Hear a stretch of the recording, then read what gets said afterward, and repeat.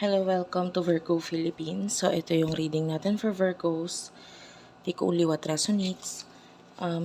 Bale, ito yung gagamitin kong card ngayon, the Wildwood Tarot.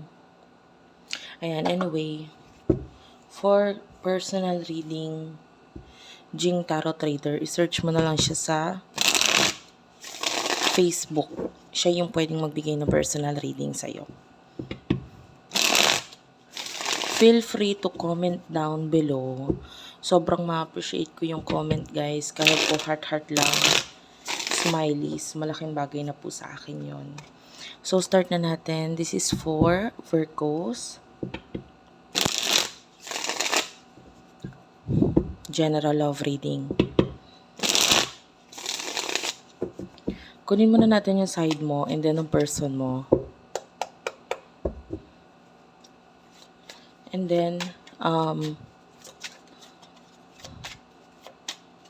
tingnan natin kung ano yung mga nasa isipan ninyo, emotions ninyo, ano yung mga gusto niya mangyari. And then, in the future, for the both of you. Okay, let's start. Kunin muna natin energy mo, Virgo. Ito sinasabi kong energy mo, pero pwedeng person mo to. So, bahala ka na ilagay yung sarili mo sa sitwasyon. The Hooded Man. Yeah, that's you.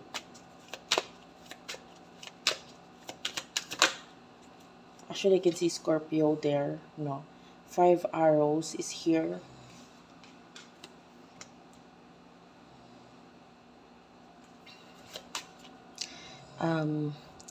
Aries, Leo, and Sagittarius. One more card.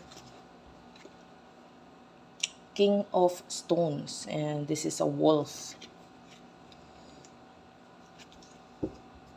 Okay, the green man is at the bottom of the deck. Okay, and meron tayo ditong earth sign, Taurus, Virgo, and Capricorn. Okay, so sa nakikita natin dito sa mga cards mo, no, I feel like, I don't know if you are the kind of person na tahimik lang, hindi ka masyadong open sa mga nasa isip mo, mga nasa emotions mo. Kung open ka man doon sa mga tao lang na pinagkakatiwalaan mo. Okay? Yung sila yung nakakaintindi or nakakakilala na ng lubusan sa'yo. And for what I can see there, meron kang abilidad na makasakit kasi once na nagsalita ka. Pwedeng, may nararamdaman din akong feeling na parang may mga nahihiya or natatakot sa'yo. So, I don't know, pwedeng ilang din sila once na ikaw ay magsalita sa kanila, or nahihiya or natatakot din sila sa kung ano yung sasabihin mo. Like, they are afraid of you kasi hindi ka nila ganun kakilala. Lalo na nga na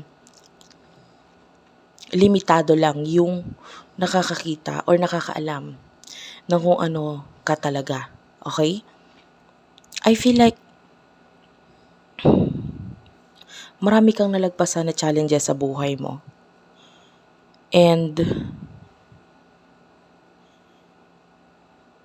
I don't know if you're a suicidal, pero yung iba sa inyo pwedeng nakalagpas ka rin sa ganong energy. Sa dati ay maaaring ikaw yung tipo ng tao na minsan na nag-isip ng pagpapakamatay, pagpapatiwakal. This could be a reading. Kahit hindi ngayon ha, kahit matagal na panahon na, minsan mo nang naisip yung ganon. And nalagpasan mo yon. Hindi lang isang beses mo inisip, maraming beses, pero nakayanan mo, nalagpasan mo lahat ng yon. And it is because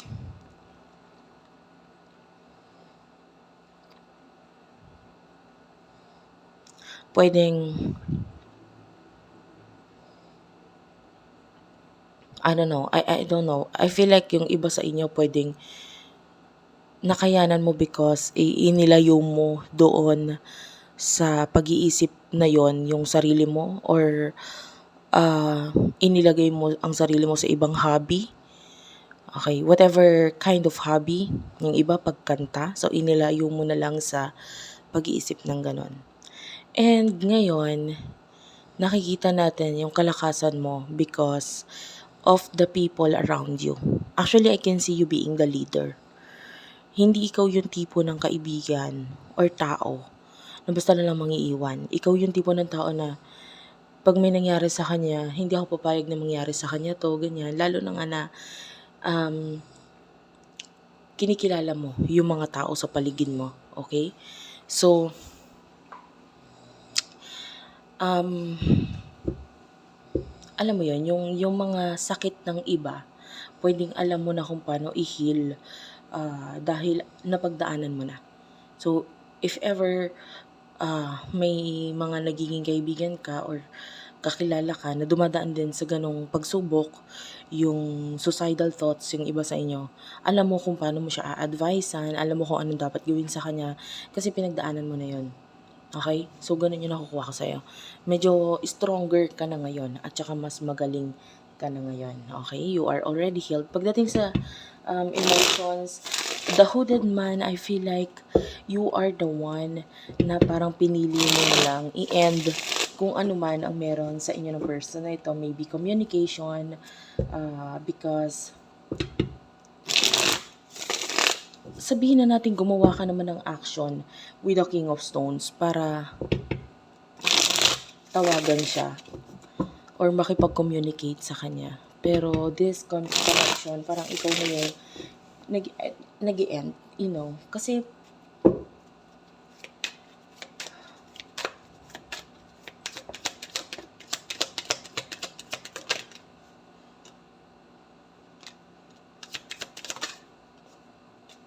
Six of Vessels is here. Okay.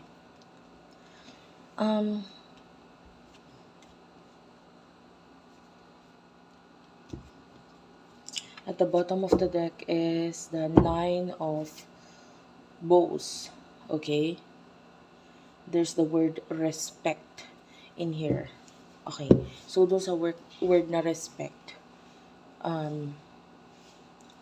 nare-respeto ka nitong taong to. Kung may dahilan man kung bakit siya lumalayo or umiiwas sa'yo with the Queen of Arrows, it is because nare-respeto ka niya. Okay?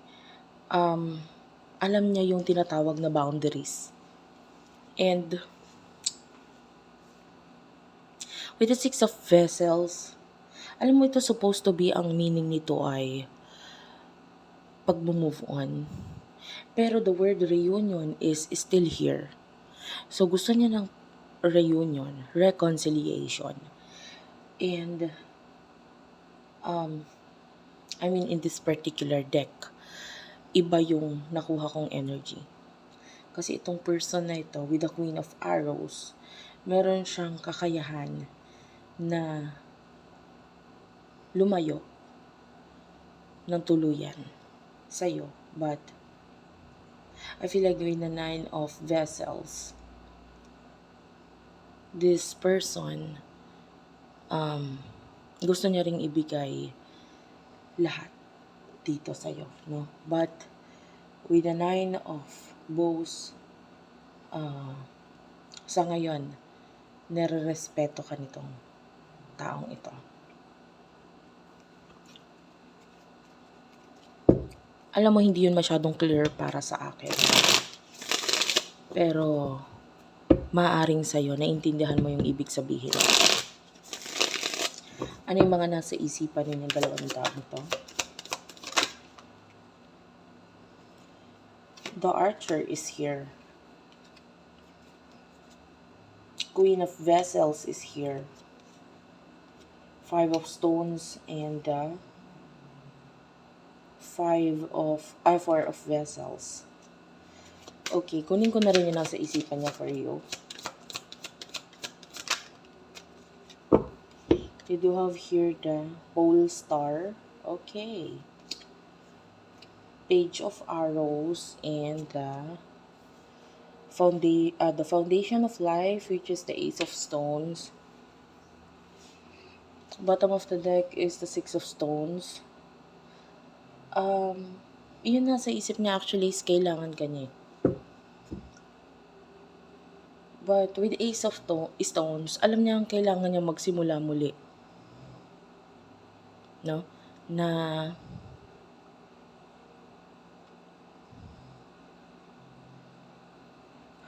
maybe sa connection ninyo,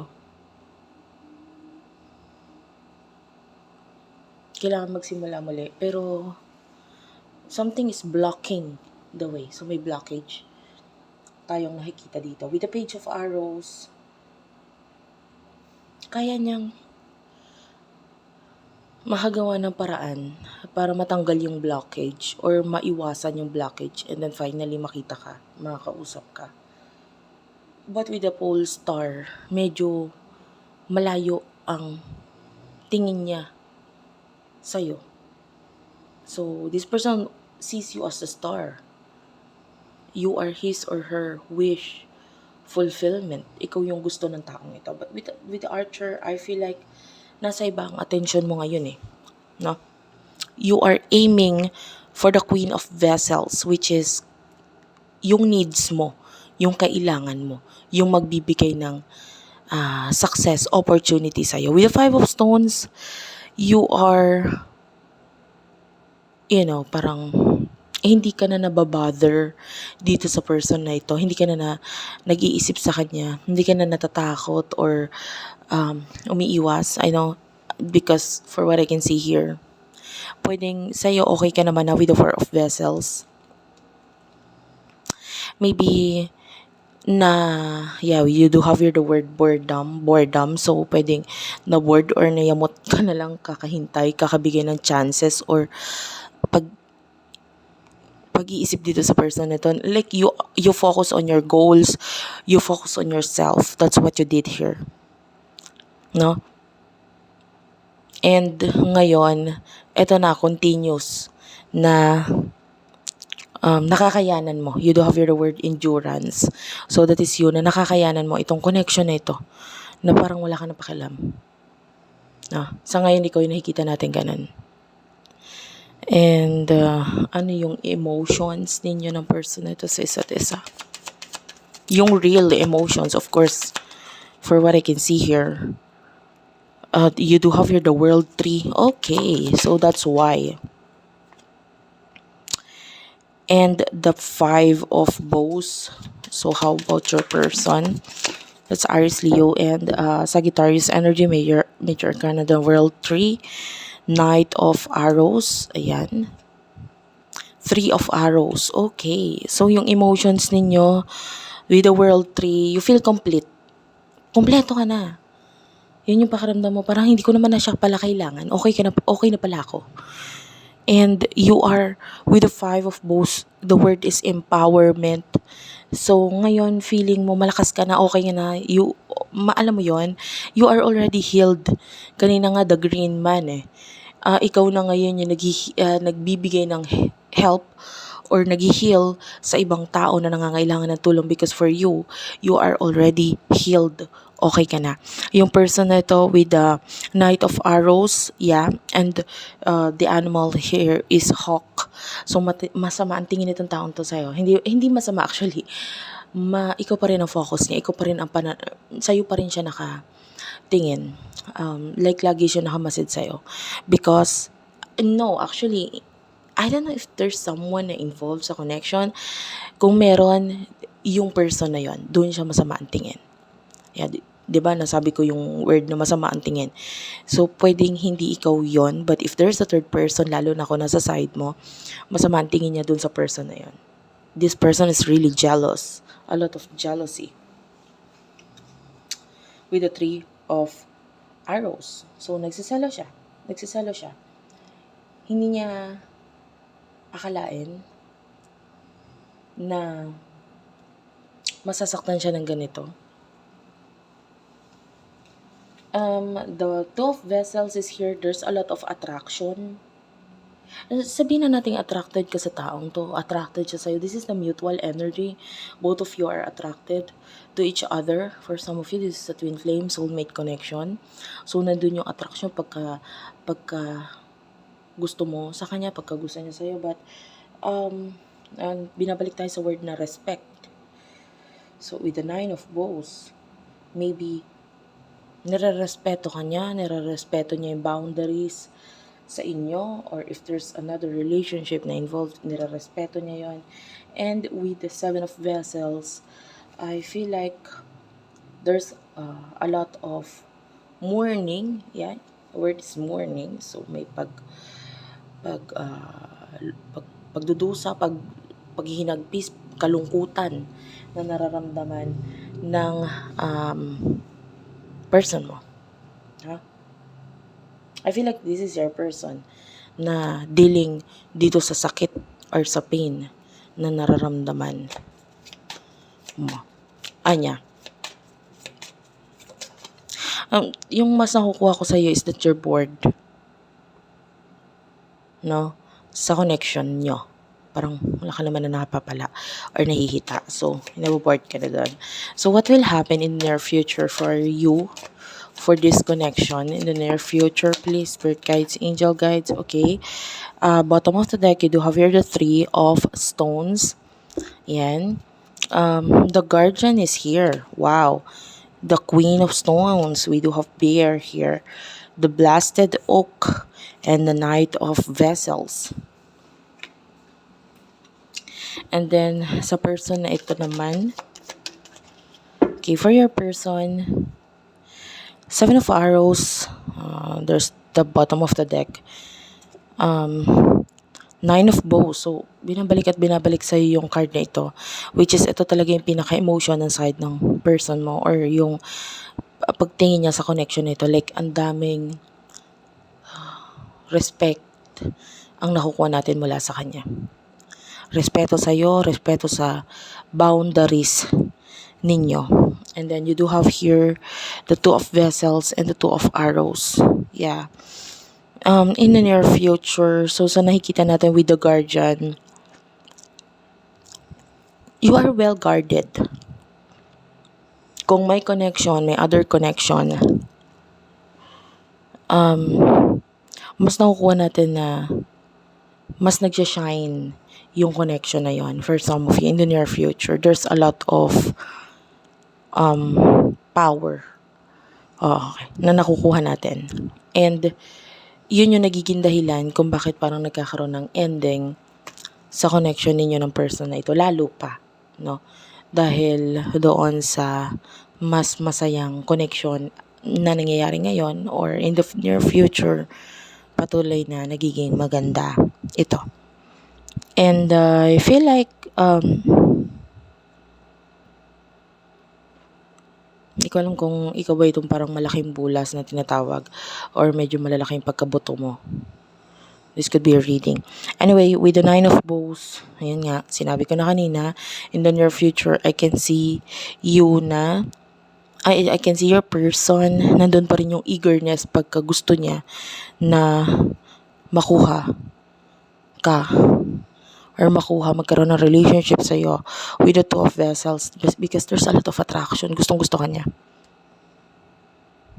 Pero kailangan niyang matuklasan or malaman kung paano aalisin or kakalabanin yung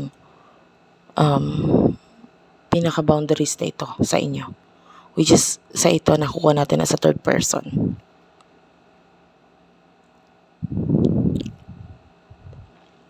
Actually, in the near future, hindi ko na nakukuha yung takot or hiya. With the 2 of Arrows, this person is, alam mo yun, hindi pa makapag-decide. Hindi niya pa alam ang gagawin. So, I don't see any actions. Kasi mas nangingibabaw yung insecurities mula dito sa taong ito. Yun, kumbaga, hindi na siya natatakot, hindi siya nahihiya, nai-insecure lang siya. Kasi feeling niya, kaya kong lagpasan or kaya kong gawa ng paraan na maalis yung nakaharang sa atin. Pero, hindi ko alam kung tatanggapin mo pa ako. Hindi ko alam kung magugustuhan mo pa ako. So, that's the energy. 'Di ba? Kaya niyang feeling niya sa sarili niya, kung ano man yung nakaharang sa inyo, kaya niyang solusyonan, kaya niyang aksyonan in the near future. Pero undecided siya, hindi niya alam kung itutuloy niya ba or gagawin niya ba kasi ikaw ang iniisip niya. Tanggap mo pa ba ako? Gugustuhin mo pa ba ako? 'Di ba? Yun yung nakukuha natin doon. Yeah, especially if you have here the abundance, six of bows. Ayan. So, ang daming dito, success, and I feel like this is your energy. Ikaw tong Queen of Stones eh. Yeah. So, you have the fire. Arrows. Aries, Leo, Sagittarius energy. You have everything in the near future. No? Yung parang hindi mo na kailangan umalis sa kung nasaan ka.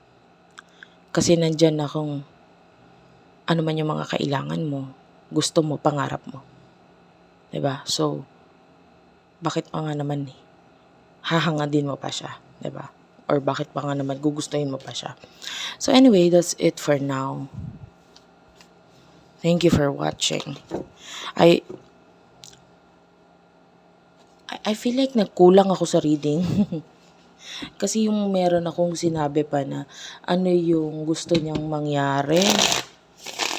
Yeah, ano yung gusto niyang mangyari sa connection na ito. Anong gusto niyang mangyari. This will be the last set of deck na lang, cards. Queen of Arrows, King of Stones. Yan pa rin yung card kanina. Five of Bows. And Ten of Bows.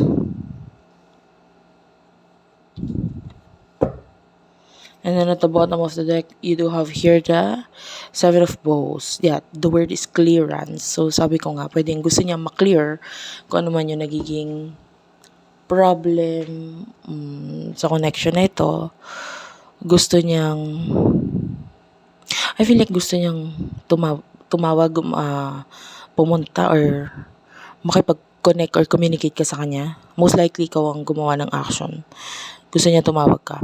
Pero mas pinaka gusto niya is matanggal, of course, yung kung ano man yung nagpapatibay sa'yo or nagiging matibay na boundaries sa inyo. If this is a third party with the Three of Swords, Three of Arrows, ayan, yun. Gusto niya mawala yan. Gusto niya ma-clear yun. And then with the Ten of Bows,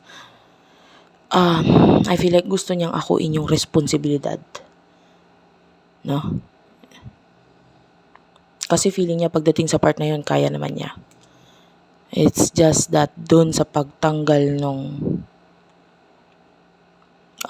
nakaharang ay pwedeng gusto niyang mangyari yun. Sa hindi niya alam kung paano mangyayari yun. Hindi niya alam kung ikaw ba yun na gusto niyang ikaw mag-alis nun, ng boundaries na yun, or siya.